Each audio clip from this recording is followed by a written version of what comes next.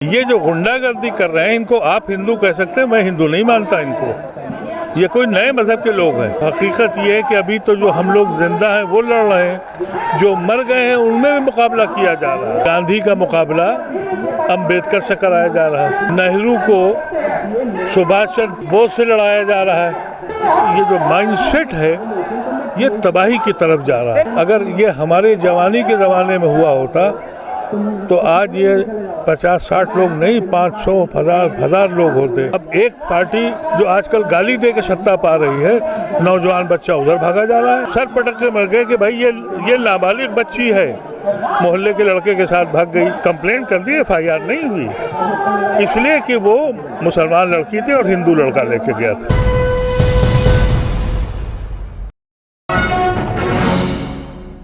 मैं इस वक्त दिल्ली के जंतर मंतर पर मौजूद हूं। मेरे साथ पूर्व सांसद मोहम्मद अदीब साहब मौजूद हैं। अदीब साहब, भारत जोड़ो की बात आप लोग कर रहे हैं।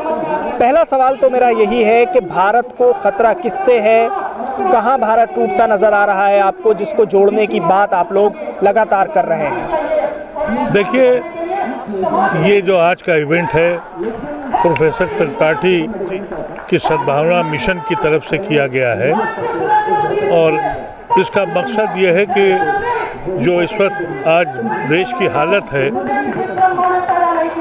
हर शख्स एक दूसरे से लड़वा रहा है। यानी जो लड़ने का कॉन्सेप्ट है, यहाँ तक कि जो लोग गुजर गए, अगर आप गौर करिए कि गांधी का मुकाबला अम्बेडकर से कराया जा रहा है, उनसे लड़ाई कराई जा रही है। नेहरू को सुभाष चंद्र बोस से लड़ाया जा रहा है। तो ये जो हम हिंदू और मुसलमान तो कर ही जा रहा है, बिरादरियाँ की जा रही हैं और कोई शोबा ऐसा नहीं है जिसमें नफरत न फैलाई जा रही है। ऐसी शक्ल में जो एक तहरीक राहुल गांधी ने चलाई, उस तहरीक को हम लोग समझते हैं कि ये एक सही डायरेक्शन में पहली बार ये एहसास दिलाने की ज़रूरत है कि नफ़रतें देश को बर्बाद करती हैं और मोहब्बतें जोड़ती हैं। ये उस सिलसिले की एक कड़ी है। यहाँ पर आज का एजेंडा एजुकेशन था कि एजुकेशन भी ख़त्म की जा रही है। तो ये इस तरह की कोशिशें शुरू हुई हैं और अगर ऐसी कोशिशें नहीं की गई तो हकीकत ये है कि अभी तो जो हम लोग जिंदा हैं वो लड़ रहे हैं, जो मर गए हैं उनमें भी मुकाबला किया जा रहा है। अब इस पे बहस हो रही है कि गांधी बड़ा लीडर था या अम्बेडकर बड़ा लीडर था। अब इस पे बात हो रही है कि नेहरू खराब लीडर था, सुभाष चंद्र बोस बड़ा लीडर था। अब इस पे बात हो रही कि पटेल तुम्हारा था या हमारा था। इस किस्म की जो हरकतें ये कर रहे हैं, तारीख को बदल रहे हैं, इसमें लड़ाई हो रही है। अब यहाँ का मिनिस्टर ये कहता है कि अकबर को उन्होंने हरा दिया था। तो ये जो माइंडसेट है ये तबाही की तरफ जा रहा है। यानी माना जाए कि डिवाइड करने वाली है पूरी पॉलिसी। पूरा कॉन्सेप्ट ही RSS का यही है। RSS का मकसद ही यही है, जिसकी सरकार है वो उन्हीं की सरकार है।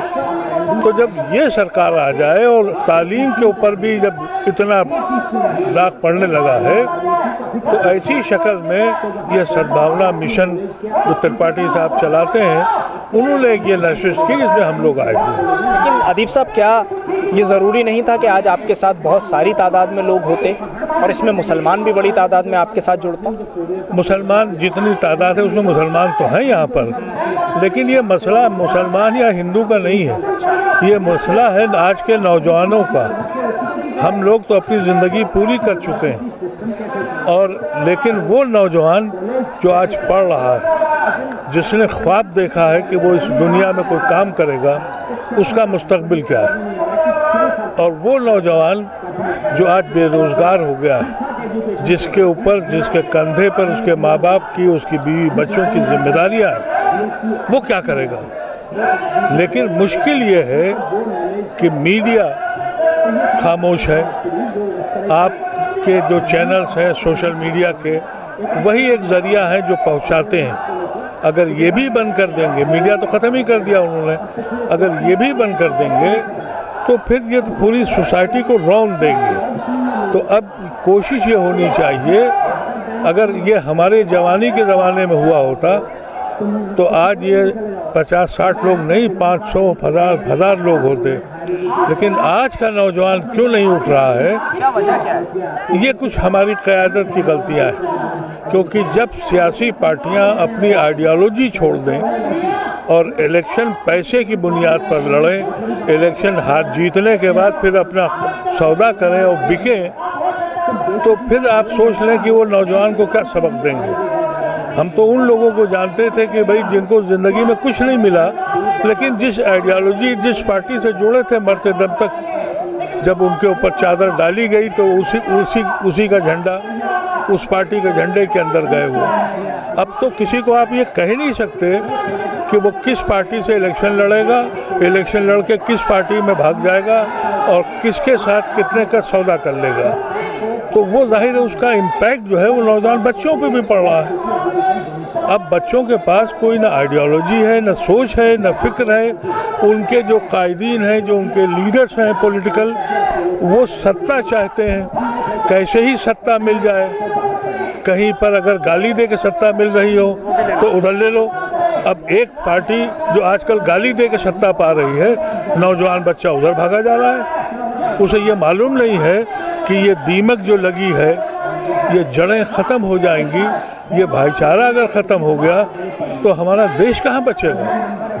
भाईचारे को ख़त्म करने की तो और भी बहुत सारी चीज़ें नज़र आ रही हैं। अब एक बड़े तेज़ी से मुद्दा उठा है लव जिहाद का।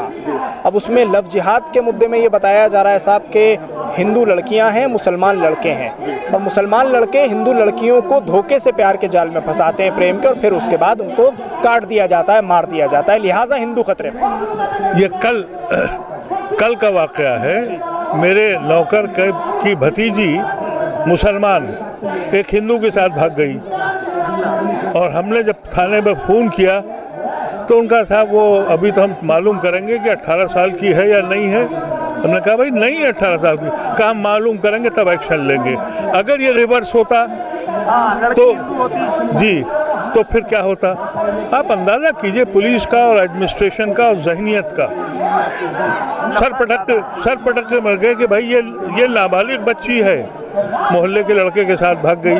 उसकी शादी थी इसी महीने में, तो वो उसने एक रात भाग गई उनके साथ, अपने आशिक के साथ। अब हमने कंप्लेंट करी कि भाई वो नाबालिग है, लेकिन थाना कंप्लेंट जी सब कुछ उसने कंप्लेंट कर दी, FIR नहीं हुई, इसलिए कि वो मुसलमान लड़की थी और हिंदू लड़का लेके गया था। तो इसको तो बढ़ावा दिया जा रहा है जी।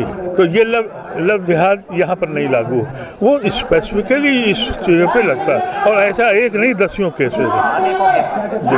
क्या करना चाहिए ऐसे में अदीब साहब? मैं दोनों के लिए पूछता हूँ, मैं सिर्फ मुसलमान की बात नहीं कर रहा हूँ, मैं पूछता हूँ हिंदुओं को भी ऐसे में क्या करना चाहिए जो सेकुलर जहन के हैं, जो इससे पीड़ित हैं, मुसलमानों को भी क्या करना चाहिए जो इससे पीड़ित हैं? देखिए, हिंदू जो है वो भी फिक्रमंद है।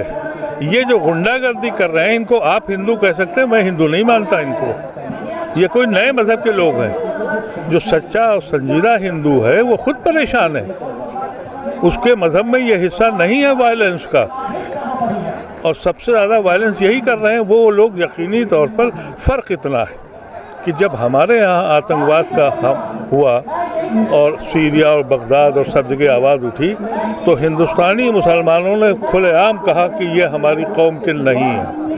हम तवक्को कर रहे थे अपने हिंदू भाइयों से कि उनको खुलेआम ऐलान करना चाहिए कि ये जो अपने को क्लेम कर रहे हैं ये हिंदू नहीं है।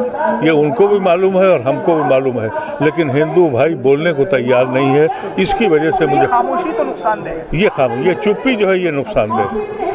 शुक्रिया अदीब साहब बातचीत करने के लिए पूरे मुद्दे पर। पूर्व सांसद मोहम्मद अदीब हमारे साथ इस वक्त मौजूद थे। दिल्ली से कैमरा पर्सन नाजिम अली के साथ न्यूज़ MX के लिए साहिल नकवी।